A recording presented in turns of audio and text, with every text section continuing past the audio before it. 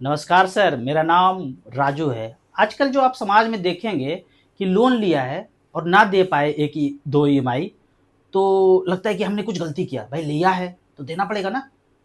और ना दे पाए, कुछ ऐसा हो गया तो बैंक ताला लगा देता है, कुर्की कर देता है, पुलिस भी आ जाते हैं, वकील भी, जज भी, सब एक तरफा डिसीजन हो जाता है कि भाई होगा, आपने तो लिया था तो देना पड़ेगा। तो पहले एक वीडियो क्लिप देखते हैं, उसके बाद देखते हैं कि जो आप सोच रहे हैं कि गिल्ट फील कर रहे हैं कि मुझे तो देना पड़ेगा, लिया था, लेकिन एक सच्चाई जानेंगे तो पता चलेगा कि अगर आपने एक किस्त भी दिया है, 1 करोड़ का लोन लिया, 1 लाख दिया, तो आपको लेना लेना बनता है, देना कुछ नहीं बनता है। तो पहले एक वीडियो क्लिप देखते हैं। यहाँ साइन करवानी है एप्लीकेंट की, इधर को एप्लीकेंट की। और कोई डाउट होता है तो उसमें गारंटर ऐड करते हैं, और यहाँ गारंटर की होनी चाहिए।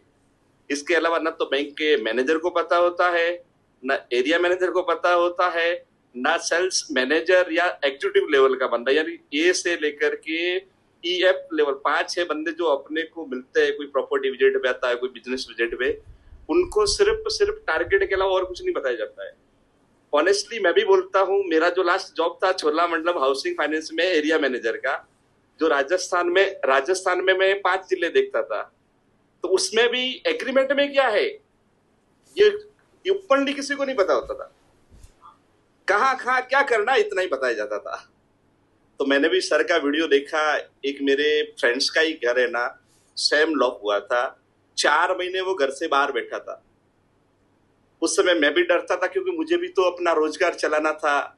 मेरी सैलरी थी ₹1,00,000 समथिंग, तो अपने पास ऑप्शन नहीं था ना कि यार ₹1,00,000 कौन ठोकर मारे। तो सर बांदीकुई में एक राजेश सैनी करके है, उनके थ्रू वो आपके वीडियो हमें भेजते थे। तो उनके थ्रू पता चला कि अगर बैंक आपकी प्रॉपर्टी को लॉक कर नहीं सकता और कर सकता है तो आप क्या कर सकते हो। तो उस बंदे ने सबसे पहले तो बिना जानकारी में किसी वकील को हायर किया था।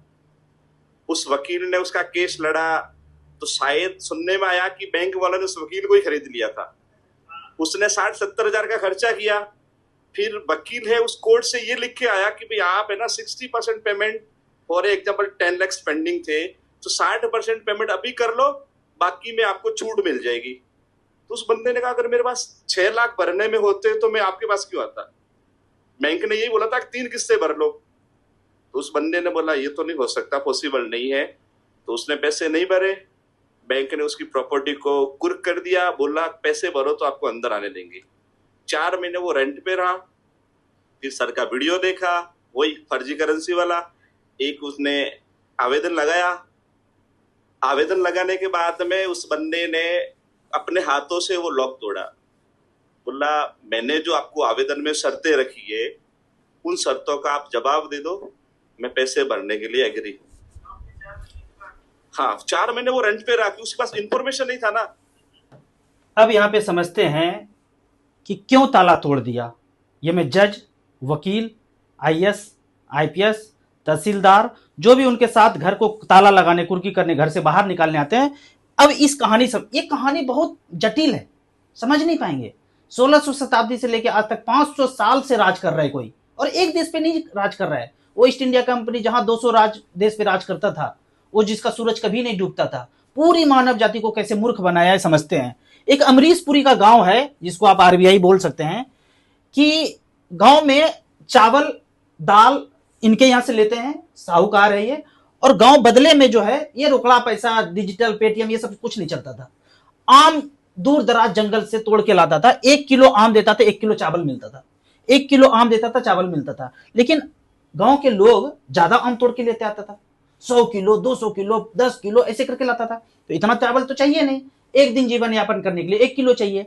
तो अमरीशपुरी क्या करता था, 1 किलो आम दिया तो इधर से उनको चावल नहीं चाहिए था, तो उसमें पर्ची भी लिखता था 1 पैकेट चावल अदा करने का वचन देता हूं। अमरीशपुरी साइन कर देता, 1 पैकेट चावल अदा करने का वचन देता हूं। और सारा आम वो क्या करता था, बाहर एक्सपोर्ट करता था, एक्सपोर्ट करके वो गोल्ड लेता था।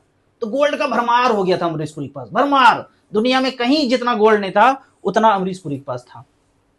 तो इस तरह से करके चलता गया चलता गया चलता गया। लेकिन बाद में जो है ना, अमरीश पुरी का बेटा पढ़ा लिखा आया, उसने बोला अंदर अंदर एक्ट को चेंज कर दिया कि बोला अब से 1 किलोग्राम इक्वल टू 700 ग्राम। मतलब अब जो कोई पर्ची लौटाएंगे, बाबा दादा ने आम जमा किया था, पर्ची जब भी लौटाते तो चावल मिल जाता, 1 किलो मिलता, पर्ची था उनके पास, 10 पर्ची था, मैं धारक को 1 पैकेट चावल अदा करने का वचन देता हूं। 1 पैकेट मतलब अमरीश पुरी बोला था 1 किलोग्राम दूंगा, बेईमानी नहीं करूंगा। एक्ट बना दिया 1934 का एक्ट, धारा 26 में लिख दिया कि 1 किलो आम के बदले में 1 किलो चावल ही दूंगा, लेकिन लिखूंगा कागज पे 1 पैकेट चावल अदा करने का वचन देता हूं। उनके बेटे ने एक्ट में चेंज किया कि अब से 700 ग्राम इक्वल टू 1 किलोग्राम, मतलब जब अब पैकेट लौटाओगे, कागज लौटाओगे तो मैं 700 ग्राम दूंगा। फिर से एक्ट चेंज किया बेटे ने, बोला अब ये कागज का टुकड़ा लौटाओगे, कागज का मतलब 1 किलो आम हमारे बाबा दादा ने दिया था तो 1 किलो चावल देना चाहिए। पढ़ा लिखा था बंदा, न्यूयॉर्क से, कैम्ब्रिज से पढ़ के आया था बेटा उसका। बोला अब से 200 ग्राम दूंगा, हमारा नियम चेंज हो गया। फिर बाद में बोला 10-20 साल के बाद कि अब से 100 ग्राम दूंगा। फिर 91 में मनमोहन सरकार में बोला कि अब कुछ भी नहीं दूंगा, 0-0, बकवास बंद करो, पर्ची अपने पास रखो, कुछ भी नहीं मिलूंगा, कुछ भी नहीं मिलेगा। इसको थोड़ा सा इस एक्ट से मिलान करते हैं, इसका ये एक्ट यहां पे है, इसका मिलान करते हैं। ब्रिटिश इंडिया एक्ट 14 ऑफ 1818 में सारा सोने का सिक्का, हम सोने के सिक्के में लेन देन करते थे, 10 रुपये सोने के सिक्के को बोलते थे 10 रुपया, और चांदी के सिक्के को बोलते थे 1 रुपया। रुपया मतलब सोने का सिक्का, रुपया मतलब चांदी का सिक्का, चांदी का सिक्का 1 रुपया, सोने का सिक्का 1 तोला 10 रुपया। तो बोला सब जमा कर दो और ये कागज ले दो, मैं धारक को 10 रुपया अदा करने का वचन देता हूं, जब भी कागज लौटाओगे तो लौटा दूंगा। जब सारा सोना ले लिया तो एक्ट में चेंज कर दिया 1862 में, बोला अब से 7 ग्राम लौटाऊंगा, और लौटाता भी था, कागज दिया तो 7 ग्राम देता था, जैसे अमरीश पुरी का बेटा 700 ग्राम देता था। फिर एक्ट में चेंज किया 1940 में, बोलता है अब से 2.6 ग्राम दूंगा, लिया तो था 1 तोला, बेईमानी करने आया हूं, बेईमानी करूंगा। समझ में भी आता है, वे अंग्रेज थे, गुलाम थे, बेईमानी करने आए थे, बेईमानी कर रहे हैं। तो 1940 में एक्ट चेंज किया, 2.6 ग्राम दूंगा, जब भी लौटाते थे 1940 में, 38 में, 45 में, तो 2.6 ग्राम बैंक से मिल भी जाता था। फिर जब आजाद हुए 1966 में एक्ट चेंज किया, आरबीआई अब आ गया।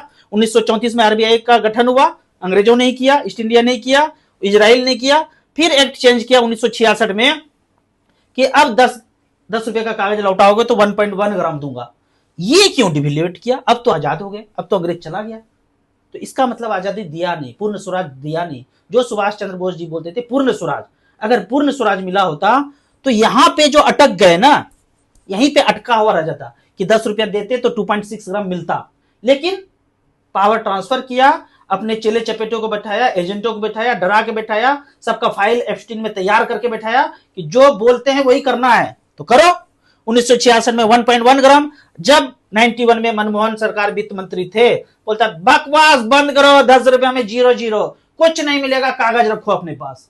तो अब बताइए इसमें से असली रुपया कौन सा है? इसमें से असली कौन सा है? अमरीश पुरी के गांव वाला 1 किलोग्राम, 1000 ग्राम, 700 ग्राम, 200 ग्राम, 100 ग्राम या 0-0, इसमें असली किलोग्राम कौन सा है? तो बोलेंगे आप ये वाला है। इसमें कौन सा है? 1 तोला, 7 ग्राम, 2.6 ग्राम, 1.1 ग्राम, 0-0 गोल्ड, इसमें असली रुपया कौन सा है? तो असली रुपया यही है, भारत का असली रुपया यही है। तो अब आपको जो 10 रुपया है आपको मांगना है तो इस कागज के थ्रू मांगना है। यहां bank note is the legal tender of gold deposit to the RBI. जो अमरीश पुरी को पर्ची लौटाया था ना, तो पर्ची लौटाया तो उसके बदले में 1 किलो चावल ही चाहिए, क्योंकि आम लौटाया था। हमारे बाबा दादा जो सोने की चिड़िया बोलते हैं ना, सोना ही लौटाया था, बदले में कागज दिया था। तो ऐसे लिखना है कि निवेदन है भारतीय रिजर्व बैंक से कि जो आपका पेपर करेंसी 1882 का एक्ट है, सिक्का अधिनियम 1906 है, उसके अनुसार 15 रुपया इक्वल टू 1 तोला सोना 15 रुपया किया। जो एक्ट है वो 15 रुपया इक्वल टू 1 तोला सोना है। 15 रुपया लौटाएंगे तो 11.6 ग्राम मिलेगा। ये सारे किताब में लिखा हुआ है, उल गुलान किताब है, और डिस्क्रिप्शन में किताब का दिया हुआ है, और रुपया मूल्य के मापक में सारे एक्ट, हमारा नहीं, वो अमरीश पुरी का एक्ट, वो आरबीआई का एक्ट बना हुआ है कि 15 रुपया लौटाओगे तो 1 तोला सोना दूंगा, यानी कि 1 रुपया इक्वल टू 777 मिलीग्राम सोना मिलेगा। तो आरबीआई का अधिनियम 1934 धारा 26 के अनुसार बैंक नोट मूल्य के भुगतान हेतु जारीकर्ता को जब भी मांगेंगे तो आपको दिया जाना है। तो 1 रुपया इक्वल टू 777 ग्राम, 10 रुपया इक्वल टू 7.7 ग्राम सोना चाहिए, 20 रुपया में 15.5 ग्राम सोना चाहिए, 50 रुपया का पर्ची लौटाऊंगा।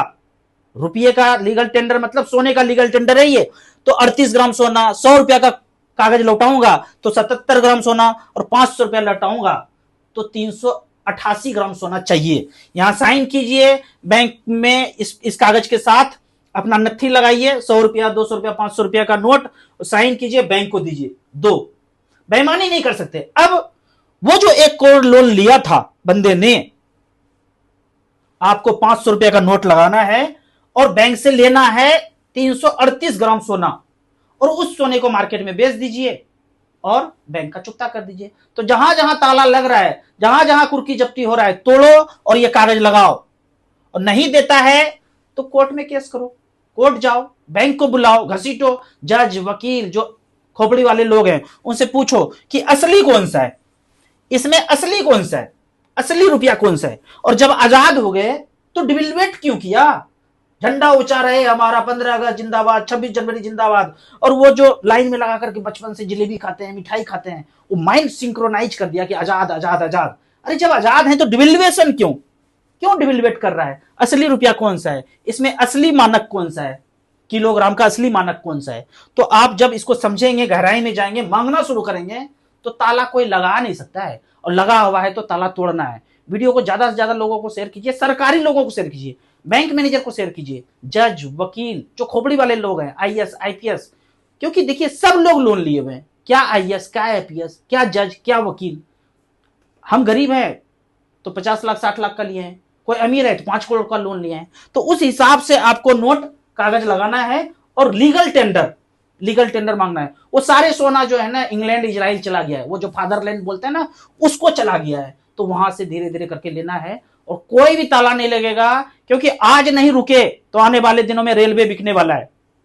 आरबीआई यूं ही पैसा छाप करके एबीसीडी कंपनी को दे देता है, और वो एबीसीडी कंपनी फादरलैंड इजराइल का है। जितना भी देख रहे हैं, रिलायंस, अदानी, टाटा, बिरला, वो सब इजराइल फादरलैंड का कंपनी है। देखने के लिए, समझाने के लिए कि भाई भारत रत्न है, इसका कंपनी है, वो बरगला रहा है आपको, मालिक वही है, अंदर बैठा हुआ है। तो आने वाले दिनों में 10 लाख करोड़ आरबीआई से दे देगा, बोलेगा रेलवे खरीद लो। आने वाले, अभी पीछे आप देख रहे हैं, हाईवे खरीद लिया, गंगा तट खरीद लिया, रिवर फ्रंट खरीद लिया, स्कूल खरीदता जा रहा है, हॉस्पिटल खरीदा जा रहा है, सरकारी चीज सब बंद करके पैसा छाप छाप के किसी भी कंपनी को दिया जा रहा है, और ऐसे करके एक्वायर किया जा रहा है। तो धीरे धीरे जागिए और ये कागज लगाइए अपने नियरेस्ट ब्रांच में। 10 रुपया, 20 रुपया, 30 रुपया, 50 रुपया और 100 रुपया अगर लगाते हैं तो आपको 77 ग्राम सोना मिलेगा, मतलब लगभग 8 सिक्का मिलेगा 10-10 ग्राम का। तो 8 सिक्का बेचेंगे, 15 15 15 75 25 15 8 15 20 से, मतलब 12 लाख रुपया लगभग मिलेगा अगर मार्केट में बेचेंगे। तो आपका 100 रुपया 12 लाख रुपया के बराबर है। तो इस तरह से धीरे धीरे समझिए और लोगों में जागरूकता लाइए। लड़ना किसी से नहीं है, बैंक मैनेजर को भी समझाइए, ये वीडियो दिखाइए, समझाइए कि लीगल टेंडर है ना, तो लीगल टेंडर है तो वो दे दो। अमरीश पुरी वाला कहानी सुनाइए, लोगों में चर्चा कीजिए, वीडियो को ज्यादा से ज्यादा लोगों को शेयर कीजिए। Thank you so much.